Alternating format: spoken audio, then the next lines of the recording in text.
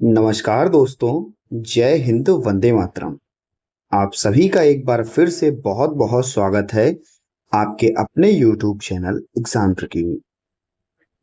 आज हम लोग फिफ्थ पेपर जिसका नाम है करिकुलम डेवलपमेंट, आईडीडी वाले फर्स्ट ईयर के स्टूडेंट्स के लिए है भैया। इसके आज हम लोग मॉडल पेपर की चर्चा करने वाले हैं। आप सभी को पता है भाई 45 नंबर का पेपर आता है और 18 नंबर उसकी पासिंग होती है। तो चलिए भैया चर्चा कर लेते हैं। और जितने भी हमारे भाई बहन हैं एक बार यार वीडियो को जरूर शेयर कर दो, ठीक है। टारगेट यार 1 लाख का रखा था, आप लोग नहीं कंप्लीट कर पा रहे हो। 86,000 से ज़्यादा लोग अपने साथ जुड़े हुए हैं और ये 86,000 मिलकर के भैया 1 लाख नहीं कर पा रहे हैं। चलो टारगेट को कम करके 90,000 ही कर लो, ठीक है। यानी कि 4,000 लोगों को ही आप लोग जोड़ लो, ठीक है। तो कम से कम यार वीडियो को एक बार शेयर कर दो। और इतना तो आप लोगों को अभी तक अंदाजा लग ही गया होगा कि जितनी भी वीडियोस आपके लिए अपलोड की जा रही हैं या जितने भी आपको पीडीएफ वगैरह सब दी गई, सभी चीजें आपके लिए चुन चुन करके बनाई गई थी। पेपर में जाते हैं आप और क्वेश्चन मिलना बिल्कुल तय होता है। मेहनत पूरी हो रही है, 100% आपके लिए दिया जाता है। बात करते हैं निम्नलिखित में से कौन सा पाठचर्या लेन देन करिकुलम ट्रांजैक्शन का एक दृष्टिकोण है। करिकुलम ट्रांजैक्शन की बात करता है, कहता है शिक्षक केंद्रित, बाल केंद्रित, पाठ्यपुस्तक केंद्रित या इनमें से कोई नहीं। तो भैया करिकुलम ट्रांजैक्शन की बात करता है तो बात करता है भैया बाल केंद्रित। बी ऑप्शन आपका सही हो जाएगा। नेक्स्ट है भैया, next question, autism spectrum disorder से पीड़ित बच्चों के लिए पाठचर्या विकास में किस क्षेत्र पर ध्यान केंद्रित किया जाता है। एएसडी वाले बच्चे हैं, आप सभी को पता है ऐसे बच्चों में सामाजिक और संचार कौशल की जो कमी होती है वो देखने को मिलती है। तो भैया हम इसी पर तो ध्यान केंद्रित करेंगे जिस चीज पर कमी होगी, बी ऑप्शन को सही करेंगे। नेक्स्ट है भैया क्वेश्चन नंबर 3, कह रहा है कि एसएलडी वाले छात्रों के लिए शिक्षण मॉडल में कौन सा मॉडल शामिल किया जाता है। ये किया जाता है प्रत्यक्ष निर्देश model, direct instruction model. A option आपका सही हो जाए। नेक्स्ट है भैया, सही और गलत में बताइए। पाठचर्या अनुकूलन केवल लग गया, अब ऐसे ही लगा दो, समावेशी सेटिंग में ही आवश्यक होती है, स्कूल में नहीं भैया, ठीक है। अगर केवल लग गया और देखो साफ साफ लिखा है केवल समावेशी सेटिंग में ही आवश्यक है, विशेष स्कूल में नहीं, ऐसा कहाँ होता है यार। एडेप्टेशन तो आप हर जगह पर करते हैं ना, चाहे वो विशेष विद्यालय हो, चाहे वो समावेशी विद्यालय हो, चाहे वो सामान्य विद्यालय, कोई भी हो, ठीक है। तो ये कथन आपका गलत हो जाएगा। नेक्स्ट है क्वेश्चन नंबर 5, कह रहा है आत्म वकालत और समुदाय में भागीदारी वाले छात्रों के पाठचर्या के लिए महत्वपूर्ण हिस्से। बिल्कुल भैया ये हिस्से हैं, बिल्कुल आपका ये सही हो जाएगा, ठीक है। तो हम लोगों ने यहां तक कर लिया, अब हम लोग चलिए मिलान कर लेते हैं। आपके सामने दिए गए हैं 4 मिलान और 4 मिलान आपके सामने आपकी स्क्रीन पर है। बताइए भाई, अगर बच्चा ऑटिज्म है, अभी आप लोगों ने देखा बच्चा ऑटिज्म है, एएसडी वाला है, तो संचार, अंतःक्रिया और भावनात्मक विनिमय जो है ये आपको देखने को मिलेगा। अगर बच्चा बौद्धिक दिव्यांग है तो हम उसको जो है वोकेशनल ट्रेनिंग दे सकते हैं, संवेदी कौशल स्किल्स दे सकते हैं। आपका बी का बी में ही हो जाएगा, पहले का सी, दूसरे का बी। अब तीसरा नंबर क्या होगा, एसएलडी। एसएलडी के लिए कौन सी योजना होती है, पिरामिड योजना होती है, ठीक है, तो ए हो जाएगा। और चौथे की बात करेंगे, पाठचर्या अनुकूलन की बात करेंगे तो कहेंगे आवास और संशोधन, यानी कि एकोमोडेशन और मॉडिफिकेशन, ये दोनों चीजें आती हैं आपकी, ठीक है। ये आपका टी ऑप्शन हो जाएगा, ठीक है। अब चलो भाई 2 नंबर वाले क्वेश्चंस की बात कर लेते हैं। आपके सामने दिया गया पहला प्रश्न, और इसको 5 स्टार क्वेश्चन लगा लो। ठीक है, ऐसे ऐसे स्टार बना करके, ऐसे स्टार, देखो स्टार मैं बहुत अच्छे बना लेता हूँ, ठीक है, आप लोग भी बना लोगे, लेकिन 5 स्टार क्वेश्चन है भैया ये। बात करते हैं भैया, पाठ्यक्रम को परिभाषित कीजिए। और जब भी पाठ्यक्रम को परिभाषा की बात आती है तो हमको सबसे अच्छी परिभाषा आपकी यही लगती है। जान लेते हैं, पाठ्यक्रम शैक्षणिक प्रक्रिया का वह संपूर्ण खाका या योजना है जो विशिष्ट शैक्षणिक उद्देश्य को प्राप्त करने के लिए तैयार की जाती है। इसके अंतर्गत केवल किताबों का ज्ञान ही नहीं बल्कि और भी चीजें शामिल होती हैं। ठीक है, जैसे उसका लक्ष्य, उसकी पाठ्य वस्तु, उसकी शिक्षण विधियां, उसकी मूल्यांकन, उसकी सह पाठ्यक्रम गतिविधियां, ये सभी पाठ्यक्रम के अंतर्गत शामिल होती हैं। परिभाषा की अगर बात करोगे तो ये आपकी परिभाषा दी हुई है। सबसे बढ़िया परिभाषा है, पाठ्यक्रम या पाठचर्या कलाकार के हाथ में एक साधन है जिससे वह अपनी सामग्री यानी कि छात्र को अपने आदर्शों के अनुसार अपने स्टूडियो में ढाल सके। ये कनिंघम जी की परिभाषा है, और अगर परिभाषा पूछी जाए तो यही लिख करके आइएगा। ठीक है, ना याद रहे तब आप इसको लिख सकते हैं, इसको लिख सकते हैं, कोई समस्या नहीं। ठीक है भैया। क्वेश्चन नंबर 2, पाठ्यक्रम समायोजन करिकुलर एकोमोडेशन से आप क्या समझते हैं? एकोमोडेशन का अर्थ है शिक्षण, परीक्षा या वातावरण के तरीके में ऐसा बदलाव जिसमें विशेष आवश्यकता वाले बच्चे बिना पाठ्यक्रम के मूल स्तर या कठिनाई में बदले सामान्य बच्चे के साथ समान रूप से भाग ले सके। एकोमोडेशन में क्या किया जाता है? पाठ्यक्रम में कोई बदलाव नहीं किया जाता, आपके सीखने के तरीके में, स्तर में कोई बदलाव नहीं किया जाता। ठीक है,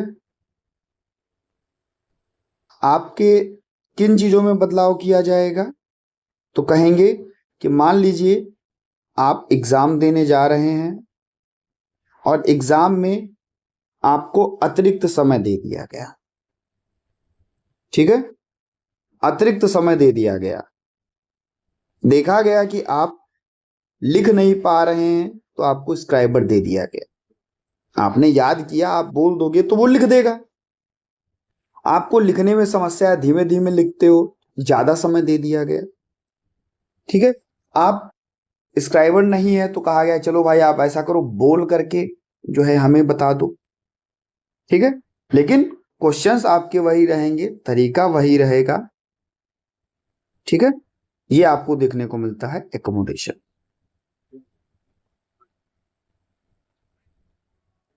इसके बाद में क्वेश्चन नंबर 3, ऑटिज्म बच्चों की बात कर रहा है और परिपेक्ष ग्रहण, पर्सपेक्टिव टॉकिंग की बात कर रहा है। परिपेक्ष ग्रहण का अर्थ दूसरों के नजरिए या दृष्टिकोण से सोचना, उनकी भावनाओं को समझना है। दूसरों के नजरिए या दृष्टिकोण से सोचना और उनकी भावनाओं को समझना क्या है भैया? परिपेक्ष ग्रहण है।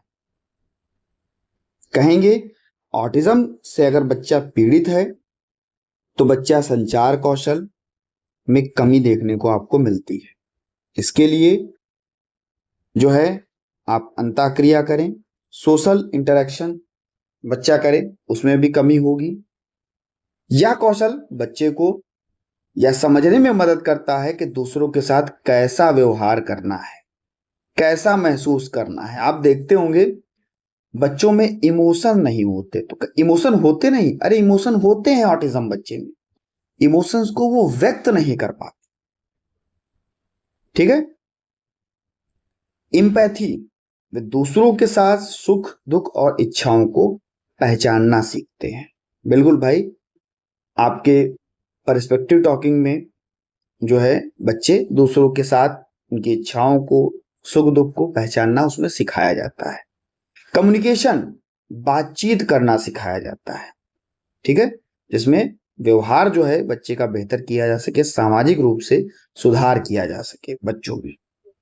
Self advocacy important, very very, ऐसे करके, ठीक है, 4 स्टार क्वेश्चन, 5 स्टार नहीं, 4 स्टार क्वेश्चन।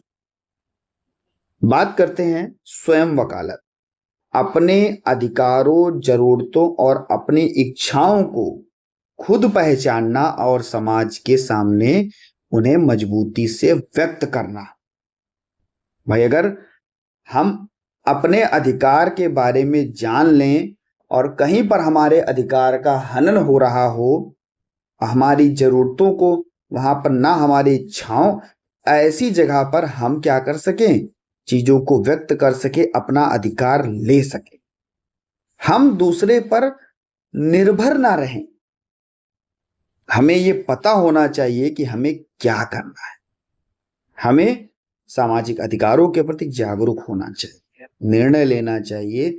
जीवन, करियर, शिक्षा, जीवन शैली से जुड़े फायदे, ये सभी यहां पर होने चाहिए। इसमें आत्मविश्वास को बढ़ा दो। आत्मविश्वास को बढ़ाओगे तो भैया बच्चा बेहतर होगा। भाई एक बार अगर अपने अधिकार के बारे में जान गया, अपनी जरूरत के बारे में जान गया, अपनी इच्छाओं को उसने व्यक्त कर लिया, आत्मनिर्भर बच्चा हो जाएगा। आत्मविश्वास तो बढ़ेगा उसका। ग्रह आधारित शिक्षण। ग्रह आधारित शिक्षण सबसे इंपॉर्टेंट और सबसे सरल चीज है आपकी। ग्रह आधारित शिक्षण क्या होता है? कहते हैं कोई भी थेरेपिस्ट, कोई भी शिक्षक विशेष आवश्यकता वाले बच्चे के घर पर जाकर के उसे प्रशिक्षण और थेरेपी देगा।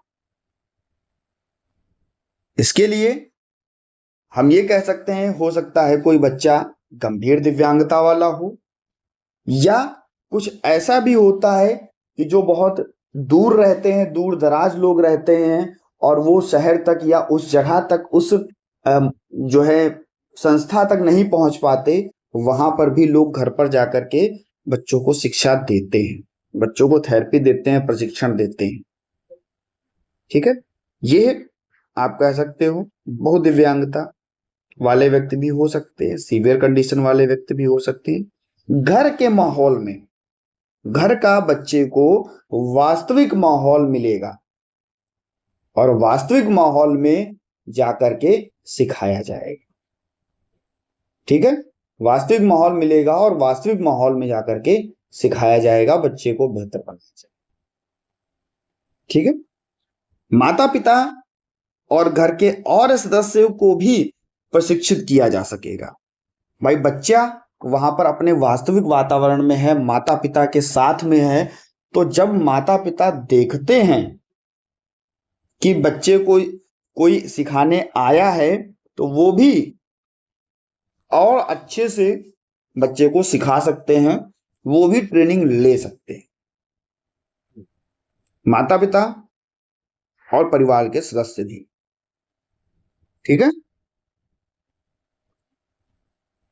नेक्स्ट है पार्ट सी का क्वेश्चन नंबर 1। पाठचर्या विकास के विभिन्न सिद्धांत लिखिए। बहुत बार पेपर में पूछा गया प्रश्न।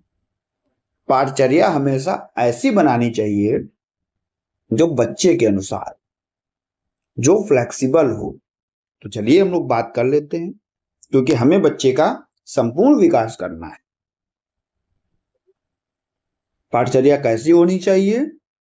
बाल केंद्रित होनी चाहिए। बच्चे की आयु, मानसिक स्तर, रुचि, योग्यता के आधार पर होनी चाहिए, जिससे कि उसको आप बेहतर कर सके।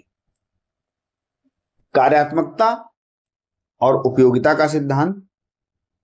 केवल बच्चे को किताबी ज्ञान नहीं, बल्कि उसके जीवन से संबंधित कौशल भी हमें सिखाने होंगे। हमें बच्चे का ओवरऑल डेवलपमेंट करना है, क्योंकि बच्चे को हमें आत्मनिर्भर बनाना है। तो उसके लिए हमें सारे के सारे गोल्स, सारे के सारे चीजों पर हमें विशेष ध्यान देना हो। फ्लेक्सिबिलिटी होनी चाहिए, पाठचर्या कठोर नहीं होनी चाहिए, उसमें आप बदलाव कर सके, एकोमोडेशन और मॉडिफिकेशन हो सके। बच्चे के अकॉर्डिंग, जैसा बच्चे को नीड हो वैसा। पारिस्थितिक या वातावरणीय सिद्धांत, पाठचर्या बच्चे के वास्तविक वातावरण पर आधारित होनी चाहिए ताकि वह अपने समाज में आसानी से समायोजित कर सके, एडजस्ट कर सके। ठीक है, आगे बात करते हैं निरंतरता और क्रमबद्धता का सिद्धांत। सीखने के अनुभव एक क्रम में होने चाहिए, सरल से कठिन की ओर होने चाहिए। ठीक है, जिससे कि बच्चा एक चरण से सीख सके, एक कह सकते ना कि एक सीक्वेंस होता है, वैसे बच्चे को सिखाएं। ये नहीं कि भैया जो चीजें बच्चा जिस स्तर में नहीं था, जिस आयु में नहीं था, हम उस चीजों को सिखाएं। ठीक है, नेक्स्ट है भैया विविधता का सिद्धांत। हर बच्चे के अनुसार उसकी कह सकते हैं क्षमता को देखते हुए शिक्षण विधियां, सामग्रियां, गतिविधियां इनको शामिल किया जाए। ठीक है, पाठचर्या विकास में प्रौद्योगिकी की भूमिका क्या होगी। बात करेंगे कि टेक्नोलॉजी की क्या भूमिका होगी पाठचर्या विकास में, क्योंकि आईसीटी आजकल हर जगह पर तो आईसीटी का काम है, प्रौद्योगिकी का काम है। आप बच्चे के लिए सहायक तकनीकी का समावेशन कर सकते हैं। बच्चे को समय पर ऐसी तकनीकी आप जो है लगाएं जिससे कि बच्चे का पाठ्यक्रम का हिस्सा बने और बच्चे को सीखने में भी मदद मिले।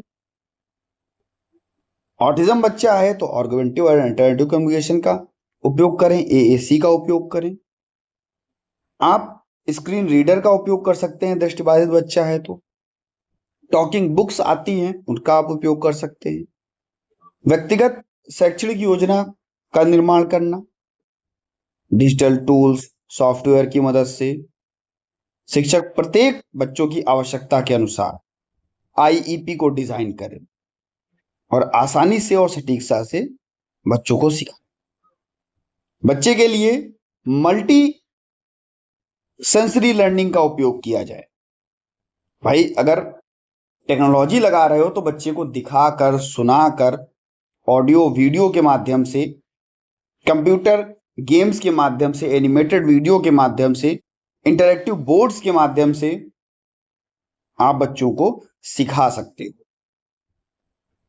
गृह आधारित शिक्षण और दूरस्थ शिक्षा, भाई ये भी बहुत जरूरी है। अगर कोई भी मान लीजिए अब आप घर पे बैठे हैं और आप क्या ले रहे हैं, हमसे जो है शिक्षा ले रहे हैं, पढ़ रहे हैं, सीख रहे हैं। तो जब आप पढ़ रहे हैं, सीख रहे हैं, तो आप ये भी तो कह सकते हैं कि भाई हम जो है दूर बैठ करके शिक्षा ले रहे हैं। हम जो है किसी ऐप से पढ़ रहे हैं। गूगल मीट पर जब हमारी क्लासेस होती हैं तब बहुत सारे बच्चे पढ़ते हैं। तो ये क्या कहलाता है भाई? दूरस्थ शिक्षा। ये भी तो टेक्नोलॉजी के माध्यम से है। आप घर पर, हम घर पर, और आपको शिक्षा मिल रही है। जो भी बच्चे में प्रगति होगी उसका सही ढंग से मूल्यांकन करना, सीखने की गति क्या है, उसका व्यवहार क्या है, डेटा एनालिसिस करना, इन सभी चीजों को करना। शिक्षकों के लिए शिक्षण कौशल का विकास इंटरनेट और ऑनलाइन पोर्टल के माध्यम से चीजों को बेहतर करना, नई रणनीतियां और पाठचर्या का विकास करना। ऑनलाइन शिक्षण के क्या लाभ हैं, बेनिफिट्स क्या होते हैं ऑनलाइन शिक्षण के? भाई ये बहुत ही आप कह सकते हैं कि सरल होता है। हर बच्चा, हर व्यक्ति वहां तक पहुंच सकता है और घर बैठे ही गुणवत्तापूर्ण शिक्षा पा सकता है। ऑनलाइन में आपको हर एक चीज मिलेगी, वीडियो भी मिलेगा, ऑडियो भी मिलेगा, ग्राफिक्स भी मिलेंगे। आप सामग्री को बार बार देख सकते हैं। अगर रिकॉर्डेड लेक्चर्स होते हैं तो आप उन सामग्रियों को बार बार देख सकते हैं। माता पिता की भी भागीदारी उसमें हो सकती है। कैसे सिखाया जा रहा है, क्या सिखाया जा रहा है बच्चे को, घर पर क्या कराना है, कैसे अभ्यास कराना है, ये सब चीजें आप लोग सीख सकते हैं। पाठचर्या विकास में शिक्षक की भूमिका क्या होगी? एक शिक्षक क्या करेगा? क्योंकि एक शिक्षक ही बच्चे को बेहतर बना सकता है। शिक्षक क्या करेगा? सबसे पहले बच्चे का आकलन करेगा, वर्तमान स्तर को जानेगा, उसकी क्षमता को जानेगा, उसके अनुसार उसके उद्देश्यों को आगे बढ़ाएगा। आईईपी का निर्माण, प्रत्येक विशेष बच्चे की अनूठी जरूरतों के अनुसार व्यक्तिगत शिक्षा योजना बनाई जाएगी, उसमें अनुकूलन किया जाएगा। पर जो शिक्षण विधियां होंगी, जो सामग्रियां होंगी, उसमें बदलाव करो, क्योंकि हमें तो बच्चे को सिखाना है। ठीक है, और जब हमें बच्चे को सिखाना है तो हमें बच्चे को बेहतर बनाना है। सतत मूल्यांकन, पाठ्यक्रम कितना प्रभावी है यह जानने के लिए बच्चों के साथ लगातार मूल्यांकन करें, पाठ्यक्रम में सुधार करें, बच्चे को पढ़ाने के लिए टीएलएम का उपयोग करें, क्योंकि ऐसी सामग्रियों का उपयोग करो जिससे कि बच्चा अच्छे से सीख जाए, और यही तो एक विशेष शिक्षक को करना होता है। पाठ्यक्रम में पारिस्थितिक मॉडल के बारे में लिखिए। पारिस्थितिक मॉडल क्या होगा? Ecological model of करिकुला। ठीक है, मुख्य रूप से आप देखोगे तो ये मॉडल जो होगा, इसकी विशेषता क्या होगी? इसकी विशेषता होगी कि ये वास्तविक वातावरण पर आधारित होगा। बच्चे के वर्तमान भविष्य के वास्तविक वातावरण, घर, पड़ोस, समुदाय, आवश्यकताओं को देखकर बनाया जाएगा। ऐसा होगा कि कार्यात्मक कौशल, वे छात्र के वे कौशल आएंगे जो उसे समाज में आत्मनिर्भर बनाने के, दुकान में सामान खरीदना, सड़क पार कराना, ये सब चीजें। आयु के स्थान पर आवश्यकता की प्राथमिकता, भाई जैसी आयु होगी वैसा आप बच्चे को सिखाओ, वैसे परिवेश में आप बच्चे को सिखाओ, वैसे ही प्रगति बच्चे की करो, और देखो कि उस आयु में, उस एज में, उस स्तर में बच्चा क्या कर सकता है। बच्चा छोटा है, आप बड़ी चीजें कराओगे, वो भी खराब है। और समुदाय की भी भागीदारी होनी चाहिए, माता पिता, परिवार, समुदाय को भी इसमें सक्रिय रहना होगा। ठीक है, नेक्स्ट है भैया पिरामिड योजना। किसके लिए? एसएलडी वाले बच्चों के लिए। पिरामिड कुछ इस प्रकार से बनता है, और पिरामिड में आपके तीनों चीजें आती है। सबसे नीचे स्तर पर आपका यूनिवर्सल क्लासरूम इंस्ट्रक्शन आ जाएगा, दूसरा आपका लक्षित समूह निर्देशन आ जाएगा दूसरे स्तर पर, और तीसरे स्तर पर आपकी व्यक्तिगत सहायता आ जाएगी। यानी कि जो एसएलडी बच्चे होते हैं उनके लिए एक ऐसा स्ट्रक्चर्ड प्रभावी शिक्षण रणनीतियां बनाई जाती हैं जो पिरामिड के आकार को समझाती है। तीनों चीजें होती हैं। पिरामिड के आधार पर क्या होगा? तो हम कहेंगे पिरामिड का आधार यूनिवर्सल इंस्ट्रक्शंस होंगे, बेस लाइन जो होगी। सबसे निचला हिस्सा जो पूरी कक्षा को सामान्य रूप से उच्च गुणवत्ता वाला शिक्षण दिया जाता हो। शिक्षक संवेदी यानी कि मल्टी सेंसरी बच्चे के लिए तकनीकों का उपयोग किया जाएगा और बच्चे को सिखाया जाएगा। पिरामिड का मध्य भाग क्या होगा? तो हम कहेंगे पिरामिड के मध्य भाग में सामान्य निर्देश से नहीं सीखते बच्चे, तो उन्हें हम छोटे छोटे समूहों में बिठा करके सिखाएंगे, उनके लिए अच्छी रणनीतियां अपनाएंगे, अतिरिक्त समय देंगे, ग्राफिक्स का उपयोग करेंगे, इसके माध्यम से सिखाएंगे। और सबसे टॉप पर यहाँ पर, ठीक है, इस एरिया में, ठीक है, इस एरिया में जो रेड मैंने किया, यहाँ पर सबसे ऊपरी हिस्सा होता है। फिर भी नहीं बच्चा कर पा रहा है, बहुत ज्यादा कठिनाई है, तो उसको 1-to-1 सिखाएंगे। यही योजना आपकी कहलाती है पिरामिड योजना। इसका कहना ही है कि कोई बच्चा ना छूटे, चाहे उसकी कठिनाई का स्तर कोई भी हो, उसकी आवश्यकता के अनुसार आप उसको सहायता प्रदान कराएं। ठीक है, पाठचर्या अनुकूलन को परिभाषित कीजिए। पार्ट डी पर हम लोग पहुंच गए हैं भैया। ठीक है, बात करते हैं भैया पाठचर्या अनुकूलन की, और उदाहरण के साथ पाठचर्या अनुकूलन के क्षेत्रों की भी व्याख्या करेंगे। पाठचर्या अनुकूलन से तात्पर्य विशेष आवश्यकता वाले बच्चों की व्यक्तिगत सीखने की शैली और दिव्यांगता के स्तर के अनुसार पाठचर्या में अनुकूलन करना। भाई जैसा बच्चा सीखेगा, स्तर होगा, वैसा अनुकूलन करो। उसकी विधि, उसकी सामग्री, उसके मूल्यांकन करने की जो आपकी तकनीकी है उसमें आप अनुकूलन करो, जिससे कि बच्चे के अनुसार कोई भी वातावरण हो उसके अनुसार आप चीजों को ढाल दो। बच्चा क्या करेगा? सीखेगा। तो आप क्या कर सकते हो? टीएलएम में अनुकूलन कर सकते हो। शिक्षण सामग्री में अनुकूलन, टीएलएम में अनुकूलन। बच्चे को आप जो विभिन्न गतिविधियां हैं, टीचिंग लर्निंग मटेरियल्स हैं, इसके अनुसार आप सिखा सकते हो। बच्चे की ज्ञान इंद्रियों के अनुसार शिक्षण सामग्री में बदलाव करना।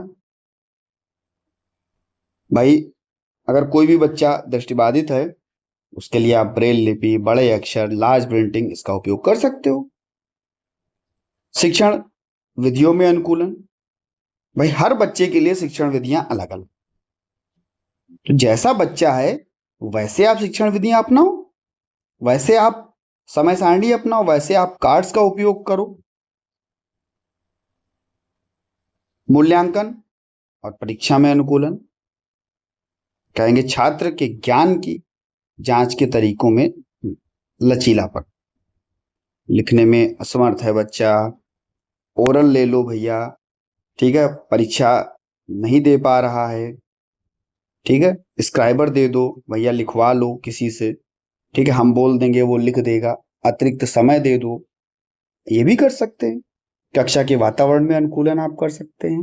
भौतिक बनावट हुई, जैसे बच्चा चाहे आप वैसे बच्चे को बिठा सकते हैं, ठीक है, ताकि उसका ध्यान केंद्रित हो। ठीक है, बैठने की व्यवस्था भी हम लोग जब भी कहते हैं कि भाई ऐसे बच्चों को जब हम पढ़ाते हैं तो यू शेप में रखते हैं, जिससे कि हम हर बच्चे पर नजर रख सकें, ऐसे ऐसे, ठीक है, कि यहाँ बैठा है, कि यहाँ बैठा है, कि यहाँ बैठा है, कि यहाँ बैठा है, कि यहाँ बैठा है, ऐसे नजर रख सकें। बात करते हैं दूसरे क्वेश्चन की। तो बौद्धिक दिव्यांगता वाले प्राथमिक विद्यालय के छात्रों के लिए पाठ्यक्रम विकसित करें। भाई बौद्धिक दिव्यांग बच्चे हैं तो उनके लिए सबसे पहले जो जरूरत की चीजें होती हैं, क्योंकि उनमें कार्यात्मक और विकासात्मक देरी देखने को मिलती है। भाई फंक्शनल और डेवलपमेंट दोनों चीजें हमें बच्चे की करनी है और दोनों में हमें देरी देखने को मिलती है।